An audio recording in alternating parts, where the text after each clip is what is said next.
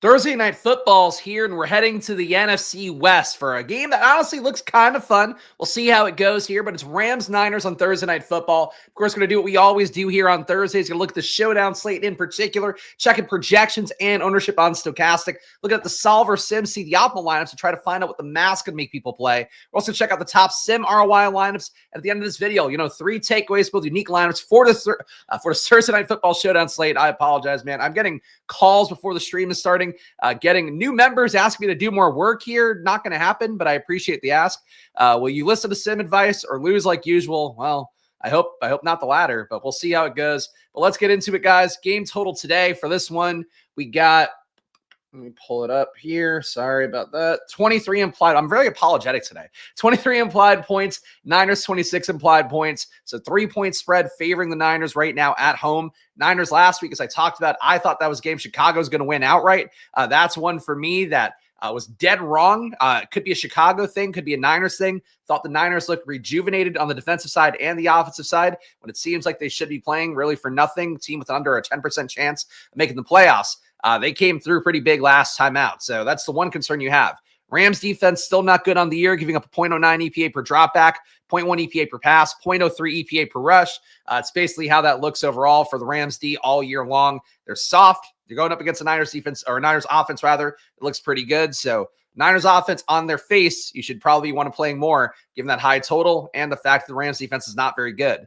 On the Rams side, so the Niners defense, they were coming down a lot. I'd compared them a couple weeks ago to Baltimore's defense, where it's not very good defending the pass, not very good defending per drop back. That had gotten worse for them week to week. Last week was so good for them with how they destroyed Chicago. They're back down to a negative 0.04 EPA per drop back, negative 0.04 EPA per pass. I can't tell you guys enough or explain enough about how important this is to kind of see. That one game sample size last week of how they played versus Chicago flipped them from being a positive EPA defense on the year to being in the negatives. So that's how well they played last week. Now they've been getting some guys healthier coming back in. That could be part of it. It could just be, again, maybe a great speech by Kyle Shanahan saying, hey, nobody else out there believes in you. They're saying you only have an under 10% chance to make the playoffs. What do you guys say? Like, it could be some shit like that. I don't know. But it's very odd to see that big of a flip. Niners defense overall still has some weaknesses, though. In the red zone, when you get there, giving up a 0.2 EPA per red zone rush, 0.23 EPA per red zone pass. Usually good defenses don't have weak numbers in the red zone. They stiffen up the most of the red zone when things are concentrated, most collapsed. So the Niners still may not be a good defense, but I just have to point out, like, that secondary performance, that pass defense performance last week, like, you just never see something like that change week to week. So really stood out for me. Take my money showdown.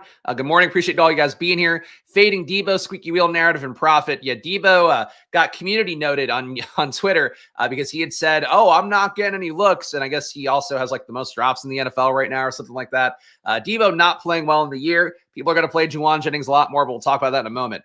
Let's dig into the projections now that we've kind of gotten the overview, the intro here out of the way. We got Puka Nacua as the top projected player on the slate, highest salary guy as well at $11K.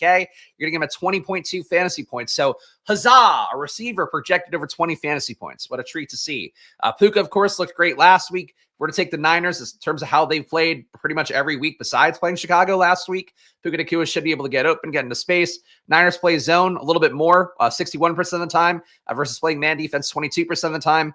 Going to open up things a little bit more for Puka and Kupp. Weirdly, versus zone, Cooper Kupp actually does get targeted more than Puka Nacua, a 35% target per out run rate compared to 33% for Puka. That said, Puka does have 3.3 yards per out run versus zone compared to 2.4 for Cooper Kupp. So even though we should see more Cooper Kupp targets, maybe see more PPR points as a result, Puka Nacua should still be the more effective, more efficient receiver, which is pretty much the case no matter what the situation is for the Rams on the year. Brock Purdy, 19.1 fantasy points for him at a $9,400 salary. Not a bad price tag on him. He's more expensive than Matthew Stafford. If I had to guess, we're going to get Purdy in a lot of lineups. I think Puka will get a good amount, but I'm not sure if he's going to be in everything. Purdy, if I had to guess, will be in pretty much every lineup we see in the solver in a moment.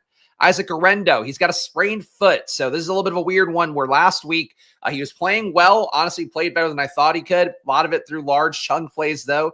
Maybe not the most efficient player on a per touch basis. He's not doing a lot of great things either overall in terms of the metrics I care the most about.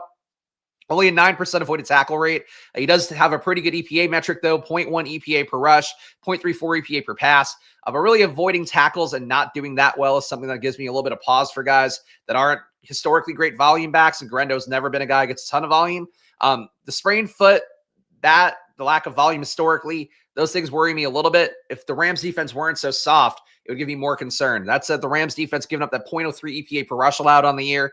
They also only stuffed the run at a 16% rate towards the lower part of the league. They don't tackle for loss that often either, only 9% of the time. So it should be a good spot for Guarendo.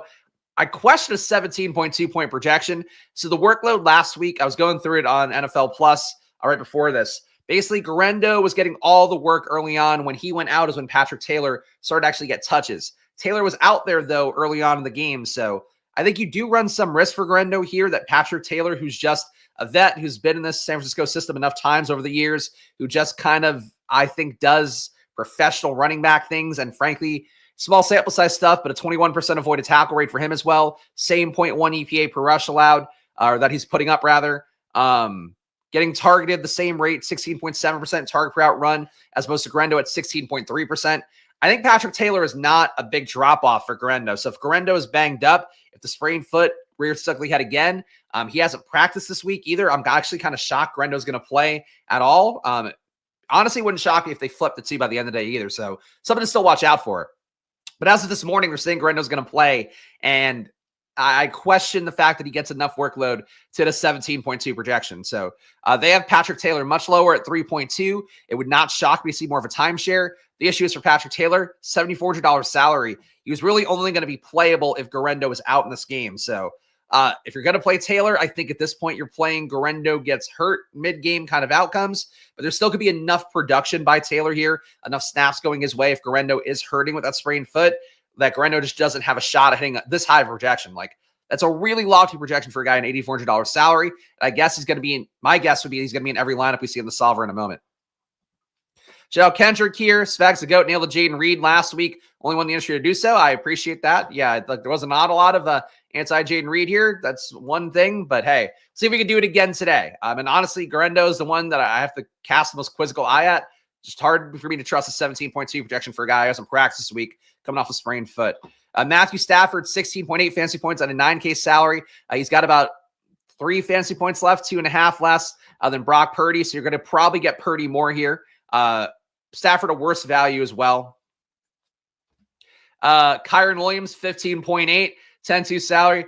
I love you, Juice Bet Project. I'm not changing things in week 14. Next year, I can offer more stuff. We're probably going to raise the prices for data things, and then the monthly membership will just be the Discord. But yeah, just not. It's no disrespect to you. Just no chance it's happening that season. Thursday is my worst day. I have to write a fucking 3-hour column. I have 2 more streams today in addition to this one, so no disrespect intended. Cooper Kupp, 10K salary here, 14.9 fantasy points for him. A little bit lower than Kyron Williams. Both guys, though, going to be played, I would guess, a similar amount. Neither guy leaping down is a big value, but still both plays certainly in the mix today in a big way. Juwan Jennings, honestly, a little bit lower projection than I would have thought. I think people are going to be playing Guarendo, at least with stochastic data, playing Guarendo over Juwan Jennings. If they're not, they're ignoring the projections. Jennings being 3 points lower is kind of a shocker to see. Of course, we talk about a lot with stochastic. One of the benefits, why they're a professional site, why they're doing a good job, basically is going to be that they look at the longer-term sample size. So they're never going to lead you to astray when they're looking at players for the most part. That's Deebo Samuel's just been an awful player this year with 13.8 fantasy points. So, he's been not good. This projection's not good. The salary looks pretty good overall. But I do think for Deebo Samuel, like you're getting a little bit more of what he's done in the past, reflecting the projection here. So if you didn't want to play him, I would get it. I do think tournament-wise, he'll be less owned than Juwan Jennings, who's just been better in every possible metric and better for the box score guys. We're just going to click his name and go, oh, Juwan Jennings, wow, he really went nuts last week. Deebo's so bad. Like that's a fraction of the audience that'll be playing today.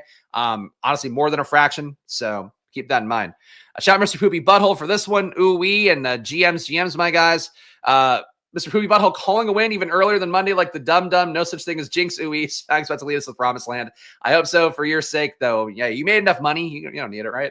And don't really care. Rams cornerback being out, their defense already sucks. So great, it's going to be worse. But if you care about one player being out, can't say this enough times. Yes, people yesterday asked me about like individual coverage in basketball. And it's like, no, it never matters. Individual coverage, one player never matters at all. Football Outsiders, they would never adjust a team based on one player being out unless it was a quarterback. So appreciate you saying it, but it just doesn't matter. Don't treat things like that matters if you can. Top values on the slate. Hunter Long, 4.8 fantasy points. Last week, he had that weird, he was one of the weird touchdown, right? Where he took it and Sean McVay made his coming reaction and response. Hunter Long, the number 3 tight end here, snaps-wise, he was behind Davis Allen and Colby Parkinson. You're also not getting back Tyler Higbee this week. But in terms of the tight end shares last week, Parkinson, 37 snaps. We had Davis Allen, I believe, was 22. Yeah, Davis Allen was 22. Hunter Long was 18, if I'm remembering from looking before the show. Yeah, Hunter Long was 18, so he's getting enough work out there. He's not really a pass-catching tight end like Davis Allen is. I presume Colby Parkinson is, he's been in points this year at the very least. So Hunter Long, a $200 salary. It's not a bad projection, not really a play you're going to love, though. So if you're getting him a ton, you should never get any $200 guy a ton, but Hunter Long especially, not one to want a lot of. Jacob Cowing. I don't even know that he's really a play. He got 3 snaps last week. As long as there's anybody out here. Pearsall, for comparison, got 30 snaps. Yeah, Jacob Cowing, I think he does some returns, so maybe you get that going there, but Jacob Cowing, I'd rather play Hunter Long, and I don't want to play Hunter Long either. In terms of value metrics, I think Garendo is coming up a lot here. $8,400 salary. At that 17.2 projection, you're getting him as a 2.1x value. So Garendo is going to easily come up in a lot of lineups. Brock Purdy, $9,400 salary. About a 2x value for him. Again, I think these two are going to be in every lineup we see in a moment. And Tutu Atwell. Tutu played over 30 snaps last week. We do have currently a questionable Demarcus Robinson. Atwell should be the bigger beneficiary if we do get Demarcus Robinson out. Jordan Whittington is also questionable for the game too, but he's honestly, I don't even think a play at this point. Tutu Atwell, playable as it is, much more playable if Demarcus Robinson is out. Robinson is one thing that people miss a lot, which I know Rams fans point out on social media a good amount. They do scheme up targets with Demarcus Robinson in the red zone. So if you do lose Demarcus Robinson here, there's going to be more opportunity to go around for Puka Nacua, for Cooper Kupp in particular, but also Kyron Williams could get more in the red zone. He's already getting about 5 intended red zone touches a game as it is between his rushes and targets. Tutu Atwell could get more gimmicky short range work theoretically. I don't know how much red zone work you can really get. But if Robinson is out, it does open things up a little bit more for, I think, increasing the variability of who's going to score a touchdown here in the receiving core. And that's it for values. So not great value slate. Hunter Long and Jacob Cowing are ones that are going to come up a little bit and probably not feel that good. In terms of ownership right now, your top owned play is Brock Purdy. Not a surprise there, given the projection and the relative value. 59% ownership expected overall, 9% at captain, 51% at utility.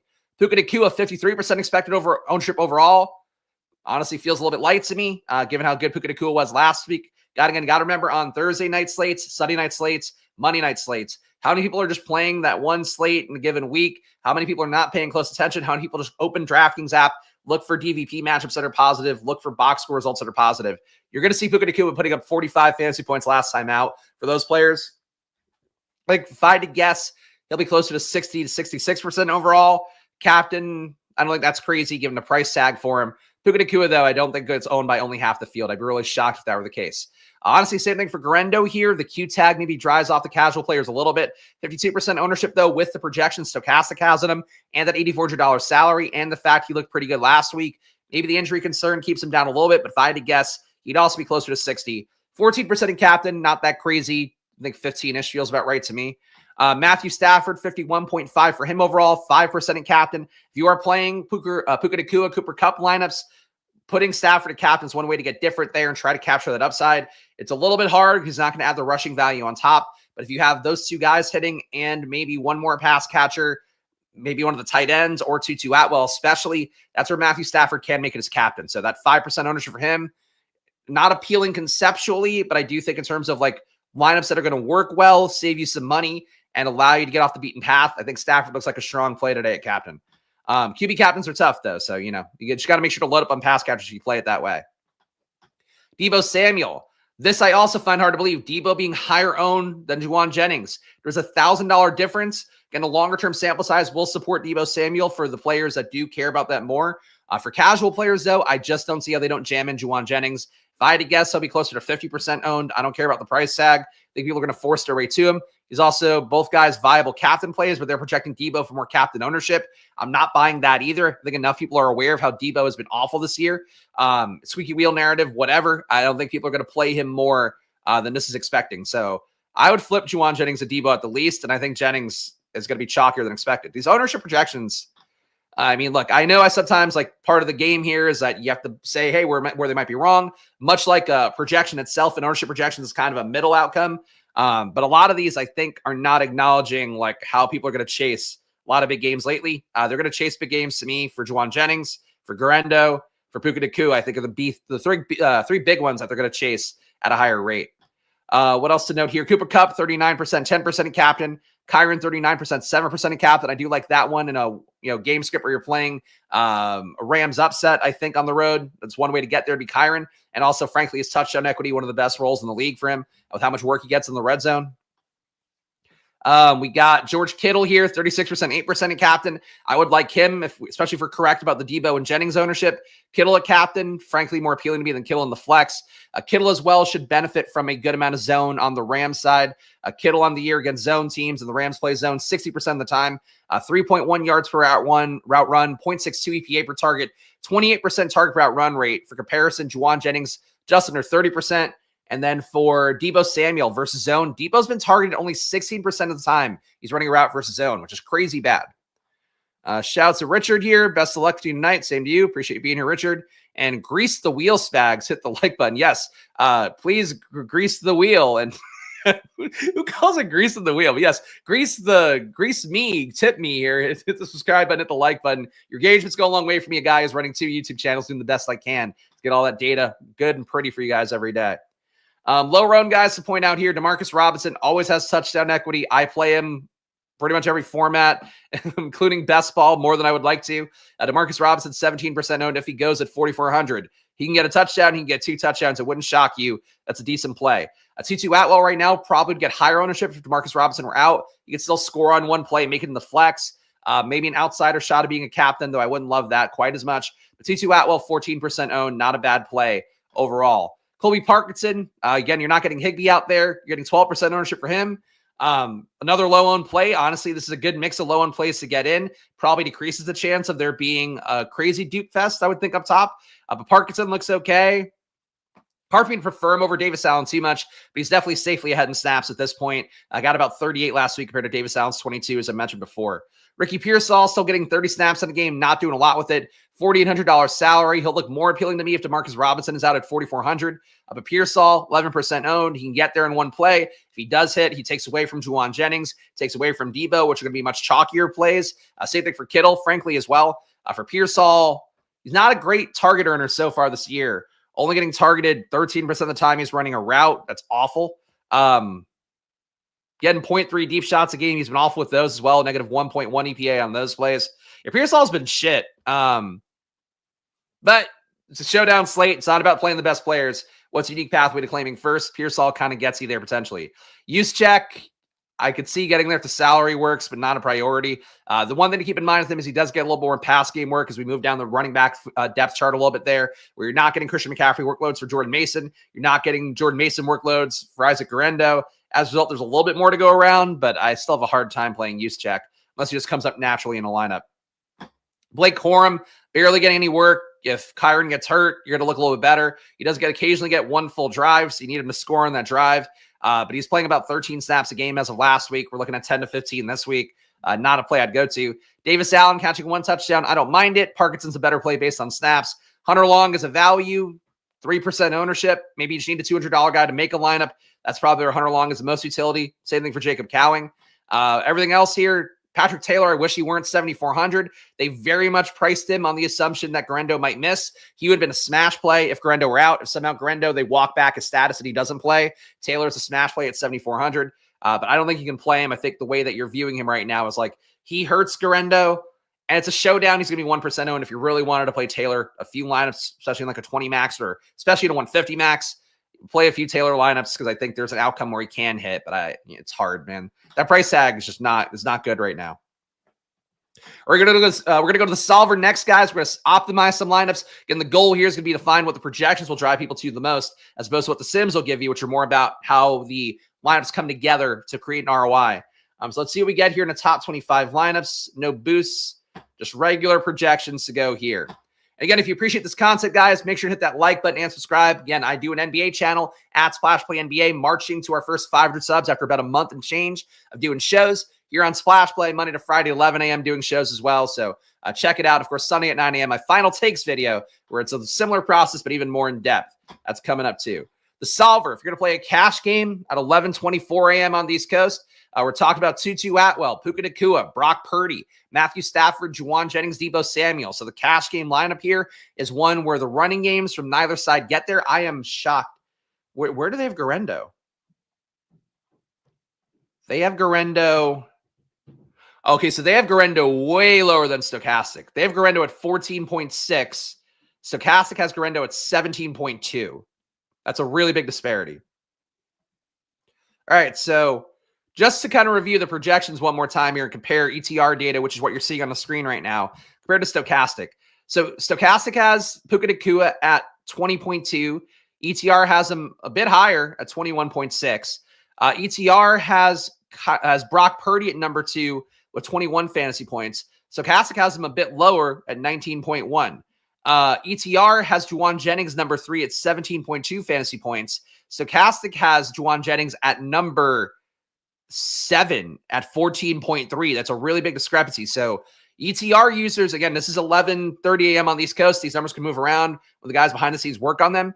Right now, it looks like ETR players will be getting different lineup sets than Stochastic ones, because that central assumption of Jennings versus Garendo is really different, and Brock Purdy being higher as well. And it's interesting to see, because you usually don't see that big of a discrepancy, even though it doesn't seem like a lot, like it is kind of a lot. Stafford, 17 fantasy points compared to 16.8 on Stochastic. That's not different. And Cooper Kupp is number 5 here with a rounded up 17 fantasy points. He's only at 14.9 on Stochastic. So, and it looks like ETR is sacrificing Kyren Williams a little bit here. He's 15.9. Stochastic has him at 15.8. So that's actually not different, but it does rank out different. Huh. All right. I mean, weird to see. Sorry. So these things might not matter to you guys when you watch these videos. It is the little things that kind of add up to create what is theoretically an edge in this stuff. So important to observe it. In these top 25 lineups, again, using the ETR data, we're getting Brock Purdy in 100%. So that's one thing that won't change no matter what. Getting Tutu Atwell in 88%. And these are assuming DeMarcus Robinson is in. These are assuming DeMarcus Robinson is out. So another key difference as well for ETR data versus Stochastic. So they're not making it easy on me today to try to explain this stuff to you guys.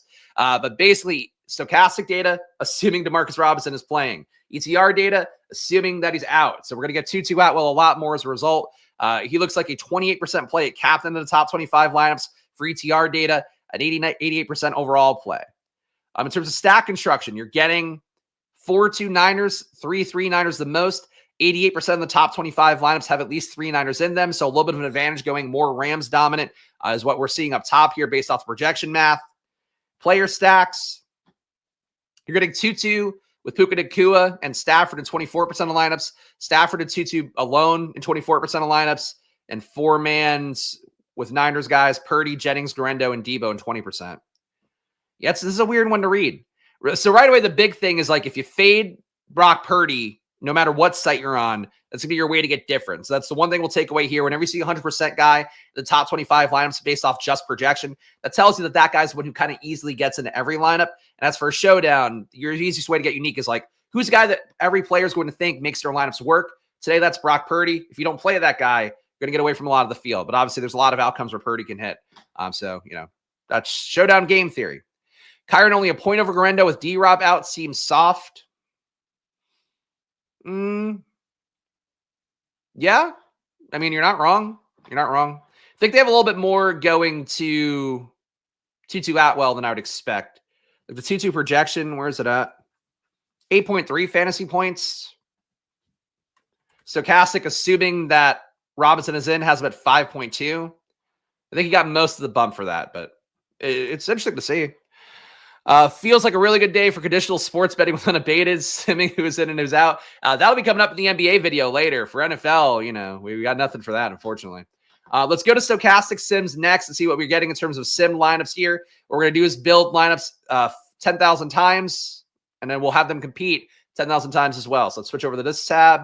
Let's go to Showdown. Get our game in. All right, good to go. Of course, all the products I use here on stream, guys, you can get yourself. Links in the description. The solver, link in the description down below. Stochastic, 15% off, which is the only deal they have going. I can't be more clear about that. This isn't like a classic tout grift here. I'm lucky enough that I get to give you guys 15% off on Stochastic, all their data, all their Sims tools, all their lineup generator style tools. They're even their plus EV betting stuff. You get all of that with promo code SPLASH for 15% off, and that's in perpetuity. So take advantage of it, really. It helps out the show. Affiliate fees go to me, but it also gives you really good products to build off of. And like, if you're just looking at my stuff here and you're trying to build lineups off of what you're seeing on a screen, it's much more valuable to have these products yourselves, run them yourselves, change assumptions. Like, let's say you want to use ETR data on Stochastic. That alone is one thing that'll make you different. I can't, there's a million ways I could spell out for you guys to like use the products for your own edge. Take Saber Sim data, average it out with Stochastic data and ETR data, run it in all the Sims. That's another thing you do. But really for Stochastic ones, even if you just want to get in lineups fast and you're like, hey, I only have so much time. Like, I get it. I have to put my kid to bed every night. My wife gives me no grace, even though every NBA and NFL slate does not align well with that. If you got to get lineups in 20 minutes, Stochastic Sim's a great way to do it. You want more control, the solver, you kind of lock players in, sim around that. Just different approaches. So that's your sales pitch while the sim runs. I know people like browse off the stream during this. What am I going to do? What am I just going to fucking do improv here? You're going to sell some ads while the sim loads. But great tools. Slow down this multi-syllabic. Syllabic. God. Syllabolic sounds better to me, but syllabic would be correct. Look, you got to throw them in. If it's me misspeaking 100 times in a show. All right, your top 150 lineups will favorite those. Number one ROI lineup right now. And again, don't play these lineups straight away. Take away from the lineups like what you're seeing as a recurring theme. Keep that in mind and then try to pivot around it. Sort of the recommendation here. Isaac Guerrero, Brock Purdy, Deebo Samuel, Hunter Long, Matthew Stafford, Puka Nacua. So the first lineup here takes a $200 guy, crams in good players around it. Guerrero at captain feels a little bit lightly owned compared to what I would think it would be, I guess. So that's your number one ROI lineup. And it is a 3-3 build. Number two is Puka Nacua, Cooper Kupp, Jake Moody, Josh Carty, both kickers making it in. Matthew Stafford, Rams D. So you're not playing any Niners meaningful here. Jake Moody be the only one. So fading the entire, that's a tough one for me. Rams defense is not that good. The only way like none of the Niners get there is if production got chopped. Guerrero somehow yielded more to Patrick Taylor. Those guys then can't make it at their price tags. Hard for me to believe that Jake Moody's the only Niner to make a lineup today, though. I get the approach, though. 5-1 Rams onslaught. Going to get you less owned. But hard for Moody to be the one Niner. Pass catcher over Moody, maybe. Isaac Guerrero at number three ROI lineup. Guerrero, Purdy, Josh Carty, Stafford, Puka Nacua, Tutu Atwell. So Guerrero again at captain. Josh Carty making it again, the Rams kicker. We're getting kickers a good amount up top. Your number 4 ROI lineup is Guerrero, Kittle, Jake Moody, Kyron Williams, Puka Nacua, and Tutu Atwell. So lots of recurring things here. None of these lineups feel that unique, I have to say. All spending a good amount of salary, all using kind of known quantity players. Number 5, Guerrero, Brock Purdy, Davis Allen, Deebo Samuel, George Kittle, and Puka Nacua again. So Guerrero, captain in 4 out of the top 5 ROI lineups. Stochastic Sims love Guerrero. Top ROIs right now. Tutu Atwell, a captain, gets you a 7% ROI. Tutu Atwell in the flex gets you a 3% ROI. And again, this is with the assumption that DeMarcus Robinson plays. DeMarcus Robinson, bad ROI for him. So they are saying play Tutu. ETR also saying play Tutu. I mean, if DeMarcus Robinson is in, that's going to make DeMarcus Robinson a better play because players aren't going to be locked into DeMarcus Robinson being a good play no matter what. What else would this affect? There's a lot of Tutu on the assumption DeMarcus Robinson is in, or, higher ROI for Atwell. I think it's related to the Marcus Robinson thing. I guess it would make the tight ends more appealing as well, but Tutu seems to make lineups work pretty well at those salaries. 2,600 in the flex, 3,900 at captain. In terms of exposures in the top 150 lineups at the flex, you're getting Brock Purdy 63% compared to the field's 51%, so they do want you to get leverage on Brock Purdy, even though he'll be one of the chalkiest plays in the slate. Matthew Stafford 53% compared to 45%, so some positive leverage there. Guerrero 46% in the flex compared to 40%, a little bit of positive leverage there as well. Jake Moody, 39% compared to 24%. So one of your biggest leverage stands is Jake Moody in the flex. Puka Nacua, 37 compared to 36. So basically flat with the field on Puka Nacua in the flex are these top 150 lineups.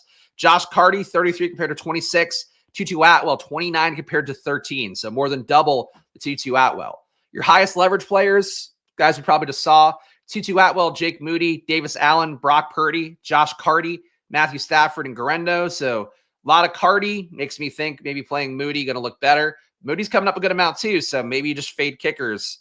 Kickers coming up a lot. Sim players going to play a lot of these kickers. You're talking 39% Moody, 33% Carty in the flex. Oof. Okay. Captain plays. Your highest exposed captain is going to be Isaac Garendo, 23% compared to 13. Puka Nacua is number 2, 23% compared to 17. So a flat stand for Puka for Stochastics top 150 sim lineups compared to a bigger stand at captain. George Kittle, 9% compared to 8. Kyron Williams, 9% compared to 7. Juwan Jennings, 7% compared to 9. Less Juwan Jennings a captain. That surprises me a little bit. Brock Purdy, 6% compared to 9. Low on him as well. And Jake Moody, 5% compared to 1. Your highest leverage captain plays. Garendo, Puka, Moody. Moody, you're getting 5% compared to that 1% again. Tutu Atwell, 2% compared to 0.6. Okay, Kyron, Kittle, not big stands for those guys. And Carter, you're getting about 1% more. All right. Let's handle the lineup here, then we'll look at some interesting captains after I do that. I don't want to corrupt myself too much here. What are we doing? Why does it give me a sim ROI already? All right. Share this tab. Let's go over here. Let's make this smaller. Let's see what we can hand build out. Not for the main slate. Give me a showdown. All right. Large contest. Probably 33% to first. All right. Captain. Who's the captain that we want here? Bad Rams defense. Niners defense looking resurgent, but maybe not as good as it seems. I like Puka the most. I know if I take Puka, we're going to be in a really tight spot straight away. Don't mind Garendo if I'm going to play the Niners winning outright. This is tough. I'm going to go Cooper Kupp at captain. I think we're getting a little bit of an ownership discount on Puka. I still like Puka here. I don't know if I want to play the double stack with it. Pearsall at captain, not in a million years. I think it's going to be hard enough for him to make it in the flex. As a captain play, doesn't interest me at all. Unless you're asking about Pearsall in general, he doesn't look that good of a play. Hasn't played that well based on underlying metrics and projection-wise, doesn't look that good. That said, he's leveraged against higher-owned receivers, so he's an okay play. But for this lineup, I don't think I want to do Pearsall. I'm going to go Cooper Kupp at captain. I feel like we have to fade Kyron, or fade Puka rather, for going to play Kyron. I am going to play Kyron here. I'm really worried about Garendo's injury. I'm really worried that we get him leaving that game early. You get Taylor in, and I don't think I can play that as an outcome here. Taylor's not going to project well enough. So I'm going to avoid Garendo here. I do like Kittle the most out of the pass catchers, so I'm going to throw him in here. Pearsall, the lowest owned one of them. I get that logic more. But I'm going to go Kittle's way. Purdy we know is going to be every lineup. He does project fairly well. I am in on Puka. It's just for this particular lineup, he's expensive, and I don't think it's going to be the best hand build. But yeah, I'll play him. I'm going to play him with whatever the field is. But I'm not out on Puka, to be clear. But if you're tuning in just now, I can see why you would think that. But no, that's not it. Just for this lineup, no Puka. We got Kittle. Kind of feel like we have to play Purdy here. If I'm going to say the running backs can't get there or just chopped up too much, I think we have to go to the QB here and assume he gets there. Though honestly, playing Stafford over him with this build could make more sense. Let's try that. Let's see how it looks with Stafford. A little bit cheaper, a little bit lower projected. Kickers were coming up a lot. Can Niners D get one pick six kind of thing? It's hard against Stafford. Stafford does not turn the ball over a lot. 1.5% interception rate. Only sees pressure 31% of the time. He's been not great, but he does see pressure. But Niners only generating pressure 23% of the time, which is basically league average. They only blitz 16% of the time. Yeah, I don't know that I want to go play the defense against Stafford here. And Moody and Cardi are going to be really highly owned, so I don't really want to play those. I mean, look, I like the Marcus Robinson. Stochastic is currently projecting him to be in. I'm going to take him instead of 2-2 here. That leaves us 3,400. So we've got a Rams 4-man build right now. I feel like getting one Niner in here would feel nice. Is there anything good at 3,400? Keyshawn Vaughn is it. Kyle Juszczyk. This is no good. This build is a lot tougher than I would have thought. Saubert not getting enough work. Jacob Cowing return touchdown, but then I'd probably want the Niners defense. I'm going to play that. Tongas, Conley. This is really where $2,000 Patrick Taylor would have been nice. If we had just thought that they were going to be Guerrero playing the full game, that's it. No, that's not the way to think. You don't want to play. Are we talking about an injury mid-game? You don't want to play an injury mid-game. Fading Guerrero because you have concerns about the injury here and him being able to play through it, I think is logical, though most sharp players will tell you if a player's playing, you should assume they're going to be full go. And I think that's a valid point as well. But like no practice on the short week and the injury, and Guerrero's left a couple games this year early, has he not? That worries me a little bit. I think we got to come off something here. I'm going to come off Stafford, see if we get a better Niner in. I think we'll try Pearsall. I am not crazy about Pearsall at all, but I'm going to see how this works with 4,800 for him. I think Pearsall, for as shitty of a play as he might be, his biggest strength is that he is priced. He and DeMarcus Robinson both priced right next to Moody and Cardi, so you just got to beat out 2 kickers for both guys. That's that. Eddie Johnson, no, I don't think Tyler Johnson's that much of a play. I mean, for a showdown, sure, but it's Tutu Atwell if not. All right, 7,600 left. I don't think this build makes sense. Let's see what happens. The projection's going to be way too low. I'm going to put in Patrick Taylor. I think this is a fun build. If you had, like, again, a 150 set, I would play a few Taylor lineups. This is the kind of Taylor lineup I would play. $200 left on the table. Projection's going to be way too low. It's going to give me like a negative 75% ROI. But we'll make a pivot off of Taylor in a moment. I just want to see what this will look like. But I'm pretty confident it's going to be not good no matter what. Negative 96%. Never wins. Never finishes. Top 10%. All right. So you can't play Taylor based off the Sims. Really would watch out, though. Taylor getting a full, like at least a 50-50 share here would not be crazy if Guerrero is more banged up. And frankly, Taylor's been through a week of practice. That does matter. Feels like it just would make me play Debo here. And I don't. Maybe we can play the kicker leaving a lot of money on the table, right? Leaving 2,400 playing Jake Moody. Feels a little bit better. Let's see what we get with this. Cooper Kupp, Kyron Williams, George Kittle, Ricky Pearsall, DeMarcus Robinson, Jake Moody. Projections feel too low. Like these guys are just so low here. I think their best utility is just beating out kicker. That's equally bad, really. They just don't want me to play Pearsall and DeMarcus Robinson. I think are the main things here. Thank you. Enjoy the bonus for leaving money on the table. We got bonus and uniqueness. That's the thing. Debo loves to shine on spotlight games. That is not a reason to play even a little bit. We'll put Debo in and see how it looks, though. So 76.2 projection. It'll probably have a higher ROI, but we're using all the salary here. Granted, we're fading both Niners RBs. We're fading Puka Nacua and the QBs. So we might be far enough away. Negative 87%. Get out of here. Negative 90 is impressive. How about negative 87? All right, we're not getting here. Let's look at some unique lineups on that are already built. Let's see what they think is good, because clearly it's not what I was giving them. Just out of curiosity, a lineup with Pearsall and lineup contains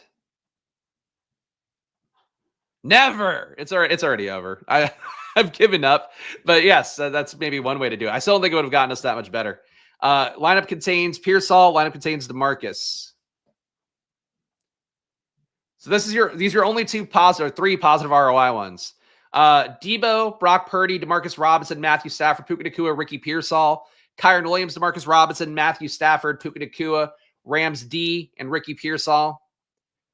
Tutu and Stafford again, but that's going to get us much more dupey. The point of it was to play something unique. That's what I would hand build based off of what I'm seeing.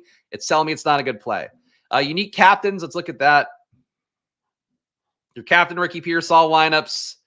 No positive ROIs, really. This one's got 0.4%. Pearsall, Brock Purdy, Cooper Kupp, Isaac Guerrero, Jake Moody, Matthew Stafford. I don't think Pearsall could hit like that. Debo captains. Number 1, Debo, Blake Corum, Brock Purdy, Guerrero, Jake Moody, Puka Nacua. The Corum part, leaving 1,400 on the table. That's enough to get you unique if I had to guess. Number 2 would be Debo, Brock Purdy, Cooper Kupp, Davis Allen, Juwan Jennings, Matthew Stafford. Fuck off, Adam. Number 3 is Deebo Samuel, Brock Purdy. Honestly, if you were on the slate and had a reasonable price tag, you'd probably fit in pretty well. But again, he would be so much less than his better doppelgangers in Cooper Kupp and Puka Nacua. Deebo Samuel, Brock Purdy, Cooper Kupp, George Kittle, Juwan Jennings, Tutu Atwell. That one will be duped. This one's going to get duped a million fucking times. You can't pull the wool over my eyes and tell me that's 0 dupes. No chance. As I mentioned before, stochastic, because it's only building 10,000 lineups, the field's going to have 100,000. 0 dupes can usually mean 5 to 10 dupes. 1 dupe could mean 10 to 20. 2 dupes could be 20 plus. So just kind of keep that in mind here. That 0 is never actually 0 unless it feels unique to you because you see there's salary left on the table, weird players in the lineup. If it's a bunch of starters and they spend all the money, it's not going to be unique, really. Juwan Jennings, and the goal is to be unique because you want to finish first and not chop it a million ways. I know, like, you'll see those first place chops and go, that's really sick that those guys won $5K each on a 500K to first tournament. In reality, though, you want to maximize your opportunity. If you have a shot to hit first, you want to be able to hit that first solo or as little people as possible because that's your biggest payout you'll have literally in years sometimes. That's as it's how it goes. Juwan Jennings teams. You got Jennings, Brock Purdy, Garendo, Jake Moody, Puka Nacua, Tutu Atwell. Perfectly fine team. No way it's not duped a bunch. Juwan Jennings, 49ers D, Kittle, Garendo, Jake Moody, Puka Nacua. This one probably gets duped a little bit less with the 5-1 build and Niners D included. I like that build. I mean, it's a fun build. I think it's definitely much chalkier than a 0 dupe lineup. Juwan Jennings, Brock Purdy, Jake Moody, Kyron Williams, Matthew Stafford, Tutu Atwell. So a 3-3 build here. All legit players. Don't feel like it's that unique either. But it's not a bad lineup. These Juwan Jennings lineups, man, people are just, I really don't agree with the ownership they have in Juwan Jennings. I really don't. Those lineups are so fucking clean. They work well. We've seen Juwan Jennings have big spike week ceilings. Rams DVP matchups going to look good for people that are hand building. No way Juwan Jennings is under 10% of captain. Just absolutely no way. Kittle captains. We got Kittle, Brock Purdy, Jake Moody, Kyle Juszczyk, Kyron Williams, Puka Nacua. The Juszczyk part of that will make it more unique. Nobody's going to want to spend $2K on him on this slate. The rest of it, not bad. Still think it gets duped a little bit, but it's not a bad lineup. Kittle, Cardi, Kyron Williams, Matthew Stafford, Puka Nacua, Tutu Atwell. Really, again, doesn't feel sneaky at all, but not a bad lineup. Kittle, Purdy, Garendo, Jake Moody, Juwan Jennings, Josh Cardi. Playing both kickers, leaving 1,400 on the table. That's getting me a little more unique, I think, for what you want to have. I think Kittle, Jennings, Garendo, Purdy do get played a lot today, though. And the kickers are coming up a ton, too. You think that low Jennings at captain is because of that long-term data bias? Possibly. That could be a part of it. The thing is, like, they've juked his projection enough where, like, he'll be chalk in a main slate, so I don't get why it'd be low here. But it's odd for me to see him be just 1 point higher than Deebo. Like, I don't get why that's the case. Other than just the fact that it's like looking at 2-3 years of data going back. Captain contains Kyron.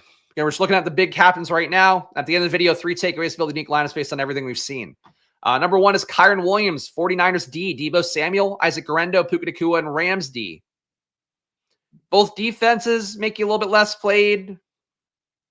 I think fading Jennings will get you less played. Fading Purdy and Stafford will get you less played. That's not a bad lineup. 49.9, though, still probably going to get duped. That's just, like, I have to keep saying it. They keep giving you lineups here. Like, if it's any lineup over 49.5, very high likelihood of being duped. 49.5, and you're playing all kind of known quantity plays, you're going to get duped. And not a weird captain. Like, that, just keep that in mind. Number 2 is Kyron Williams, Brock Purdy, Isaac Garendo, Juwan Jennings, Josh Cardi, Tutu Atwell. Again, nothing sneaky here. Sims love Josh Cardi. Nice team. Nothing special. Number 3 is Kyron Williams, Brock Purdy, George Kittle, Puka Nacua, Rams D, Tutu Atwell. So if you don't pay up for Kupp and Nacua, you can build a lot better stuff. So let's see what we get with Cooper Kupp up top. Cooper Kupp, Davis Allen, Isaac Garendo, Jake Moody, Matthew Stafford, Puka Nacua. So you kind of got to fade more parts of the Ram or of the Niners if you're going to go with Cooper Kupp at captain, it looks like. So a 4-2 Rams build. You're only getting Garendo here. You're not getting Purdy. You're not getting Jennings. That's a little bit tough, but that's how you get unique in that kind of lineup. Kupp, Blake Corum, Garendo, Kyron Williams, Matthew Stafford, Rams. These are number 2 ROI lineup. So getting Corum in to drop the ownership down. Playing Corum with Kyron Williams is not going to happen very often. Theoretically, they do pull from each other, though. And honestly, it's not even theoretically. Like, practically, they do as well. But it's possible Corum could score a touchdown in his one drive and make it. So that's playable, even if it's not the most fun. Number 3 is Cooper Kupp, George Kittle, Matthew Stafford, Puka Nacua, Ramsey, and Tutu Atwell. These lineups all feel very samey. Creative thought in the slate. I mean, it's a creative thought, always going to be rewarded in DFS to some extent, at least in theoretical EV. Creative thought on this slate, though. Like, everything is just kind of regurgitating the same players in different configurations, I feel like. Puka Nacua teams. Number 1 is Puka Nacua with Cooper Kupp, Jake Moody, Josh Carty, Matthew Stafford, and Rams. Number 2 is Puka Nacua, Cooper Kupp, Davis Allen, Isaac Guerendo, Matthew Stafford, and Rams. Number 3 is Puka Nacua, Jake Moody, Josh Carty, Kyren Williams, Matthew Stafford, Tutu Atwell. So the Puka teams feel inherently more unique. You got to leave more salary on the table. 48.5, 48.7, 49.3 in reverse order from the top 3 ROI lineups. I like this. I like this approach. Both kickers, you're like, I worry about that. You're going to get a lot of both kickers naturally. Yeah, maybe a Puka lineup without both kickers, this is not that bad either. You just got to play a defense. So I can live with this. I think Puka with like a Pearsall, just out of curiosity. Like a Pearsall, again, I really think this feels gross. Really feel fairly strongly looking through the stuff that like Pearsall and Demarcus Robinson are like your paths to salvation on the slate. One of them hitting. You're not getting Puka with Pearsall at all. You're getting Puka with Demarcus Robinson a little bit. I don't know, man. That price tier for Puka, for Pearsall and for Demarcus Robinson, just being a little bit cheaper than the captains, and it just takes 3 for 40 and a touchdown. Honestly, for Pearsall, 1 for 50 and a touchdown might be enough to get him there. That's pretty crazy. Why are BBM playoff brackets not out? Because they're conspiring against you. They want to give all the influencers, hopefully like me, lots better seating. It's because they have to do stat corrections to make sure people don't sue them because they didn't advance and they were supposed to advance. So that's logic why. For the conspiracy nuts that like to leave insane comments on the channel, they would love to hear the first answer be true. Unfortunately, it's not. All right, so that's it. Any other weird captains to look at? I feel like we looked at Guerendo enough. Top lineups there. Patrick Taylor's not going to project well enough. Brock Purdy. We didn't look at the QBs. Real fast, Purdy and Stafford here. I'm going long, but I started late, so bear with me. Captain Purdy. We got Purdy, Kittle, Moody, Jennings, Stafford, Pearsall. Number 2, Purdy, Debo, Kittle, Jennings, Stafford, Tutu. Number 3, Purdy, Debo, Kittle, Cowing, Juwan Jenks, Puka. I would not play Parkinson captains, to be honest. So I haven't looked at it. I'll look at it briefly for you guys, but that does not seem like a good play to me. I'm sure I could be wrong about it. It's a showdown, but I don't think so with how the receiving game is looking lately. Stafford, Purdy, Debo, Carty, Puka Nacua, Tutu. Stafford captain with Purdy, Demarcus Robinson, Guerendo, Puka, and Tutu. Got to have at least 2 pass catchers with Stafford captain, ideally 3, I would think. Number 3 would be Stafford, Purdy, Guerendo, Carty, Puka Nacua, Tutu Atwell. Again, they all feel kind of samey. How about one with Puka and Kupp? Lineup contains Puka, and lineup contains Kupp. So only 2 in the top 150 is Stafford QB captain with both Kupp and Nacua. I think that's an interesting tournament play. Stafford, Cooper Kupp, Demarcus Robinson, Jake Moody, Josh Carty, Puka Nacua, leaving 900 on the table. You're fading basically the entire Niners offense, which is tough against the Rams, but everybody thinks the Niners should boat race the Rams. I think it's how people are going to play it. Yeah, I really don't mind Stafford captain. I think that's a pathway to get this, but that's that. And then Parkinson for the people that want to lose money tonight. There's so many better captain plays. Yeah, 3 have a positive ROI overall. Parkinson, Puka Nacua, George Kittle, Kyren Williams, Matthew Stafford, Puka Nacua. That one's going to get duped to hell as well. Number 2, Colby Parkinson, Brock Purdy, George Kittle, Isaac Guerendo, Kyren Williams, Matthew Stafford. No Puka in that lineup. That one won't get duped. It's 2,600 left on the table. You're not playing Puka. You're not playing Kupp. You're playing Parkinson, concentrating the offense. It's probably fucking happens once out of 500 times, but if that hits, you win it all. This one's full salary. All the stars in. You're not going to win with this. Parkinson, Purdy, Guerendo, Jennings, Kyren Williams, Puka. That'll get duped to shit. Number 1 and 3 get duped to shit. Number 2 looks okay, but you're fading the 2 best players in the slate potentially. That's what you're getting for Parkinson. Underdog already knows the NFL results. They're trying to calculate how to give an influencer an edge. Honestly, it would be hard to do even with that in the amount of time they have to do it. But yeah, that's That's what people out there think. Trust me, I'm not the most influential person on Underdog, but like top 10 in terms of streamers right now. So I would say that would be helpful for me. But just trust me, guys, it's not happening. Run the BBM DB Sim tool if you want to see how not influential things are going to be. But there we go, guys. That's the slate here. My 3 takeaways get unique coming up in one moment. But first, check out Stochastic, 15% off. Link in the description there. All their data and tools. It's the only discount they have going right now, and it goes on in perpetuity. So check it out for yourself. Great way to support the show and get yourself better data and tools to make you lose less in DFS, even if you don't win more. Underdog, $1,000 of promo cash. Check it out. Promo code SPLASH on that. Unabated, $30 off. Leave the links in the description there. If not, use promo code SPLASH at Unabated to use their betting data to get your bankroll up. And really an important thing to do. DFS is hard. Building your bankroll is betting, whether it be Unabated, Stochastic's portfolio EV tool. There's 2 that I'd personally recommend. It'll make a difference in your betting life for sure. Solver, no discount, but support the show and check it out. Optimizer plus a Sims tool using ETR's data. It's a great tool as well. A little bit cheaper than Stochastic if you want to get that. And that's that. So 3 takeaways. Oh, and thank you to all the paying members as well. That's been updated. So shout out to the paying members. All right. 3 ways to get unique here. Number 1, not playing Brock Purdy. Brock Purdy, your best projected play, comes up really easily. Not a bad price tag on him, whether you're playing on ETR's data or Stochastic's data. He's coming up a bunch. So Brock Purdy, fading him would be your one way to get unique. Doesn't mean that's going to hit, but it does mean that's your one guy here who's going to come up in lineups a lot more than he should naturally because of his price point, because of the projection. So Brock Purdy, fade him if you want to get unique. Doesn't mean he's going to fail, but that's your way to get unique. Number 2 would be, I think in particular on Stochastic, not playing both kickers, fading both kickers entirely would do it, but really trying to not put both kickers in. You're capping your ceiling a little bit. Certainly possible. Both teams play good defense in the red zone, divisional matchup. Maybe they stall out a little bit, but it's also equally possible the kickers just end up kicking only extra points here in a game with a lot of touchdowns. We see that happen time and time again. Every slate that this comes up, I feel like it's been right where I'm like, this kicker's coming up too much. Play the opposite kicker. Don't play kickers at all. Tends to be the case often. So kickers coming up this easily, coming up in 35% of lineups for each kicker, based on what we saw with Stochastic. That's too many kickers. So Josh Carty, Jake Moody, good plays on paper. If you're going to play them, though, make sure you're doing unique shit around it because they're going to get duped pretty heavily, and people are going to use kickers way more they normally do on these kind of slates. Third way to get unique here, I think it's trying to find ways to play Cooper Kupp and Puka Nacua that did not come up a lot naturally. Didn't seem like they were paired together. You have to sacrifice a little bit on the Niners side, but I like the chances of both guys hitting here in a game script where I expect San Francisco to put up some points. I think they'll have some success, whether it be Jennings or Debo, Garendo, Taylor, whatever the case may be. They're going to be able to move the ball on the Rams. So for me, just trying to get on the Rams side against a tougher defense and a spot where there's a little bit more risk, but Stafford captain, if he can hit with multiple pass catchers, that could do it. Not getting Tutu Atwell so much as well makes me think just not playing Tutu Atwell, trying to play other guys, DeMarcus Robinson if he's in.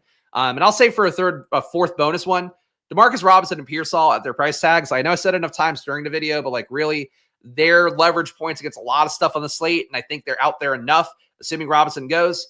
Taking a shot on Pearsall or Robinson or both in a lineup, I think has merit. So that's tonight's slate. Honestly, seems like a fun one. So I hope it works out for you guys. Of course, appreciate you being here. Again, all the sponsors, check them out. Stochastic, Unabated, Underdog, The Solver. They'll all add value to your process in varying ways. So check it out.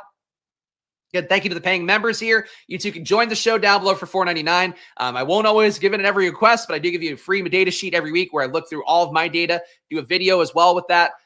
My data sheet alone has helped people win upwards of $50,000 in certain tournaments. A lot of success for people here using my data, just looking at stuff. So, hey, if it makes it work for you, use it. But that's what you get as part of your perks. And a VIP Discord as well. We're in there chopping it up, talking about best ball lessons and stuff like that, talking about bad strategies and good strategies for playoff best ball lately. There's a lot going on in the Discord. So that's all your perks you get for $4.99. Gamble responsibly. It's always money time here. Follow me at Chris Spags. Follow the show at Splash Play Pod. I'll be back to you guys at 4 p.m. on the NBA slate. They got 6 p.m. today on Stochastic for the deeper dive, another 45-minute show.